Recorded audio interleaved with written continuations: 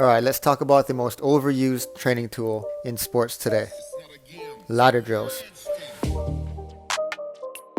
The ladder has been used for many years as a tool to improve agility and quickness in sport. But let's examine what we're actually doing.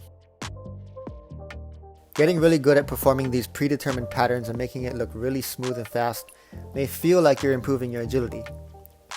But there's one thing that we're not noticing. The fact that our footwork is taking us nowhere. While our feet move impressively fast, our bodies don't travel or cover any ground. Instead, we need to focus on the idea of projection. You need to get better at covering ground and getting your center of mass to actually move away from your opponent. So if a lack of projection is the problem, here are some better options. First up is our beloved Icky Shuffle. Everyone loves this one and it looks really cool, but again, you repeat a pattern and go nowhere. A better alternative would be a two-step power cut.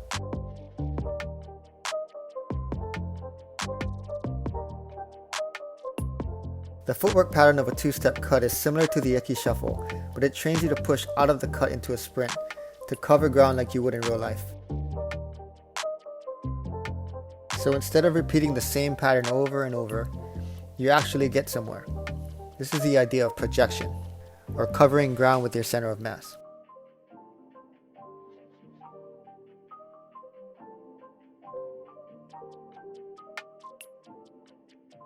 Here's another good example, the in and out or hopscotch drill. A more applicable movement would be a split step. Soccer goalies, baseball and softball infielders, and defenders of all sports can relate to this one. Again, utilizing the split step to cover ground reactively instead of dancing and going nowhere. Finally, we've got the Icky Shuffle. It looks really cool, but never in sport do you do something that looks like this. The claim here is that it promotes quick hips and quick hip turn mechanics, which is a great thing, but we can apply this a lot more realistically. Instead of the Icky Shuffle, try the hip turn to sprint. Just take a look at the amount of ground covered with just a few steps. You can even progress this drill by adding an approach to the hip turn. So when training for agility in sport, focus on projection and covering ground instead of chopping your feet.